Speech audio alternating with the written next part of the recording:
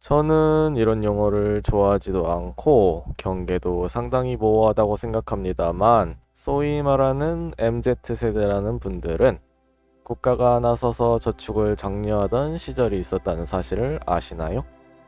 아마 바로 MZ세대 윗분들까지만 해도 언론에서 저축률이 낮아 문제다 라고 하는 말을 자주 들어보셨을 것이라고 생각합니다.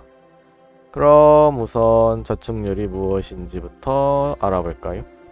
일반적으로 저축률은 저축액을 처분 가능 소득으로 나눈 비율을 말합니다. 처분 가능 소득이라는 것은 소득에서 조세, 연금, 사회보험료, 이자 비용, 가구 간 이전 등의 비소비 지출 금액을 공제한 실제로 가구에서 처분할 수 있는 소득을 말하는데, 보통은 1년 단위의 소득을 말합니다. 여하튼 앞의 저축률과 마찬가지로 가계 순저축률은 가계 부분의 순저축액을 가계 순처분 가능 소득과 정부로부터 받은 사회적 현물 이전 금액, 연기금 등의 가계 순지분 증감 조정액을 합한 금액으로 나눈 비율입니다. 머리가 아파옵니다. 천천히 쉽게 살펴봅시다. 우선 사회적 현물 이전 금액은 우리가 정부로부터 보조받은 금액을 말합니다. 우리한테 이전된 금액을 말하는 것이죠. 가령 한국인은 의료보험에 가입 안 한 사람이 거의 없죠.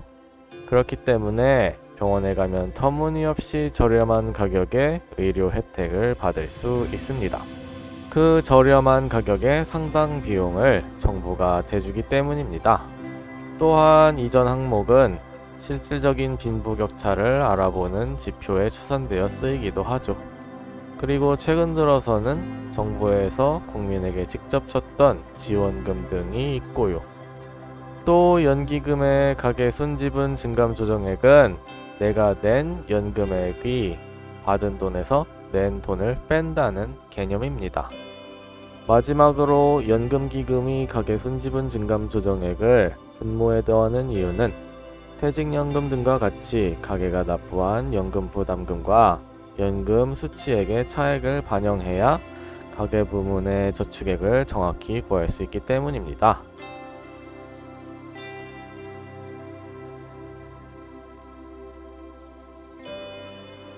저축률에 대해 알아봤으니 이것을 갖고 어떤 해석들이 나오는지 알아보도록 하죠. 각각의 해석들이 특정 조건 하에서는 맞는 말이기 때문에 단편만 보고 중구난방의 해석을 하는 경우도 있습니다. 그렇기 때문에 무슨 상황인지를 여러 잣대를 들이대며 살펴봐야 하죠. 선진국에서는 저축률 자체가 경제 상태의 결과로 나타나니까 후행적 지표가 되지만, 개발도상국에서는 저축률이 곧 응집된 투자의 재원으로서 경제가 돌아가는 데 활력을 불어넣는 역할을 합니다. 또 선진국에서는 기준금리가 상승하는 시기에는 저축률이 올라가고 하락하는 시기에는 내려가며, 같은 상황에서도 경제가 불안하고 망할 것 같다는 생각이 들면 저축률이 올라가고, 경기가 좋아질 것 같다는 생각이 들면 저축률이 낮아집니다. 심지어 그 나라의 규모와 산업에 따라 달라지기도 합니다. 덴마크 같은 선진국의 경우는 살인적인 세금으로 국민들이 소비할 수 있는 가계 순처분 가능 소득이 크지 않기 때문에 저축률 자체가 매우 낮고, 그에 대한 반작용인지 국민 대부분이 빚을 내서 생활합니다. 덴마크의 가계순 처분 가능 소득 대비 부채 비율은 258.6%나 되지요. 반면 스웨덴은 같은 부류의 복지국가임에도 저축률이 꾸준히 10%대를 넘는 등 덴마크와도 차이가 있습니다. 고로 선진국에서는 저축률이 그다지 의미가 없다는 반증이기도 합니다. 개발도상국은 아예 저축할 돈이 없기 때문에 경제가 어떻든 별로 영향을 미치지 못하며 전반적으로 저축률이 낮은 편이지만 인플레이션 없이 자금을 공급하기 위해 정부에서는 끊임없이 저축을 유도하는 정책을 펴니다. 다만 그렇다고 한도 끝도 없는 고금리 정책을 폈다가는 내수가 붕괴되고 말 테니 그것도 쉬운 일은 아닙니다. 반면에 저금리 정책을 폈다가는 경제가 취약한 개발도상국에서는 살인적인 인플레이션으로 저축을 해봐야 의미가 없는 경우도 많습니다. 그러니 빨리빨리 물가가 오르기 전에 받은 돈, 갖고 있는 돈을 써버려야 이득이지요. 오히려 저축률은 성장 궤도에 들어선 나라와 중진국 같은 나라에서 예측하기 쉬운 양상을 보입니다. 어느 정도 소득이 있는 나라들과 금리가 선진국 대비 높은 국가들이 대부분이기 때문에 이들 나라들에서는 꾸준한 높은 저축률을 보여주는 경향이 있습니다. 반면 선진국과는 다르게 금리가 상승하는 시기에는 경제는 어려워지는데 선진국민보다 돈은 없으니 저축한 돈을 까먹는 형세가 나타나고 금리가 하락하는 시기에는 경기가 살아나니 받은 돈을 저축하려는 경향도 나타나고 금리와 별개로 국가나 사회가 심어놓은 의식에 따라 같은 경향이 나타나기도 합니다. 중국을 보면 지금까지 수십 년간 지속적인 성장을 해왔기에 국민들이 상대적으로 안정된 경제 활동을 할 수 있었고 또 아직까지는 국가가 선진국도 아니기 때문에 경제적으로 어떤 위기가 닥칠지도 모르며 국민에 대한 복지라는 게 거의 없다시피 하기 때문에 중국인들 스스로의 삶을 책임지지 않으면 안 됩니다. 그래서 꽤 오랜 시간 세계 1위의 저축률을 보이고 있죠. 그럼 마지막으로 한국의 상황을 살펴보는 것으로 마무리할까요? 한국은 50년대에 전쟁의 잿더미에서 시작해 자본이랄 게 없는 나라였습니다. 그래서 저축률이 낮고 심지어 마이너스 저축률을 보이기도 했죠.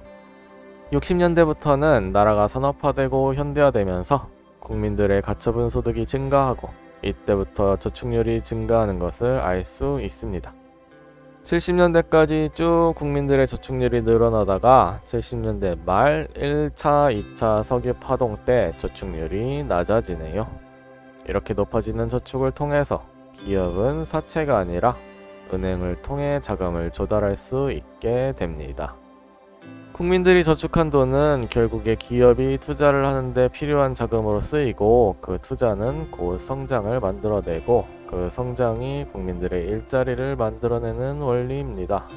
뭔가 참 성스러운 가치사슬이라는 느낌이 드는군요.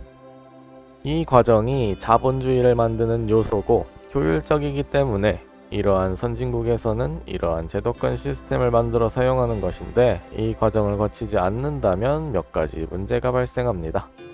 우선 기업이 은행에 돈을 빌리기 위해서는 은행의 까다로운 심사를 통과해야 합니다. 은행은 정당히 법적으로 요구할 수 있는 서류들이 있기 때문에 이것으로 기업의 신용이나 성장성 등을 판단해 돈을 빌려주는데 은행도 민간에 해당하기 때문에 최대한 돈을 떼이지 않으려고 노력합니다. 하지만 이 시스템이 없었다면 기업은 어디서 돈을 빌려야 하나요? 개인에게 사채로 빌리거나 정부에게 빌릴 수 있겠지만 박정희 대통령 때 이 사채 문제가 너무 심각해서 8.3 사채 동결 명령이 떨어질 정도로 기업이 힘들어하던 상황이었습니다.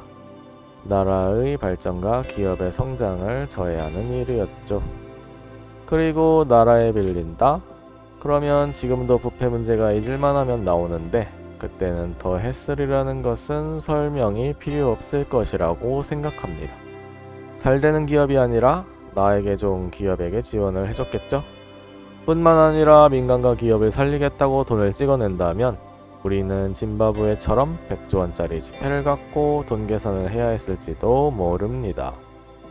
고로 국민들이 저축하는 자금은 동서고금을 막론하고 경제가 급격히 성장하는 시기에는 심각한 인플레이션 없이 기업들의 투자를 할 수 있게 해주는 마중물 같은 역할을 합니다. 실질 금리에 따라 다르겠지만 나도 이자를 받으니 상부상조 아니겠습니까? 여튼 그렇게 석유 파동을 거쳐 80년대에 정점을 찍은 저축률은 90년대를 시작으로 서서히 감소합니다. 이때부터 국내 언론에서는 국민들의 과소비를 지적하면서 저축할 것을 주장하는 의견들을 피력하기 시작했죠. 외환위기 때까지는 지속적인 급등락을 반복했지만 외환위기 때 한국 경제가 박살나면서 저축률은 다시금 0%대까지 떨어집니다. 아내와 자식들을 집에 두고 빈 통장만 어루만지고 있었을 아버지들을 생각하니 갑자기 슬프네요. 여하튼 그 이후에 현재까지는 증가하는 추세입니다. 하지만 외환위기의 경험으로 기업들은 더 이상 무리한 채무를 지고 싶어 하지 않습니다. 당시에는 2000%의 부채 비율을 자랑하는 기업도 있었는데요. 이제는 투자를 꺼리는 것이죠. 이 투자를 꺼리는 환경이 저성장을 만들고 저성장이 청년 실업과 일반 실업을 만드니 참 아이러니한 일이죠. 은행들은 국민에게서 받은 저축을 더 이상 기업에게 대출해주기 힘들어지고 있기 때문에 그 눈을 가게로 돌렸고 그것이 지금 가계부채가 크게 증가하게 된 이유 중 하나입니다. 2022년 11월 4일 현재 세계적인 금리 인상기죠. 과연 이런 시기에 여러분은 저축률이 어떻게 변화할 것이라고 생각하시나요? 앞으로의 기추가 주목됩니다. 오늘의 방송을 마치겠습니다. 나가시기 전에 구독, 좋아요, 알림 설정까지 부탁드려요. 그럼 안녕.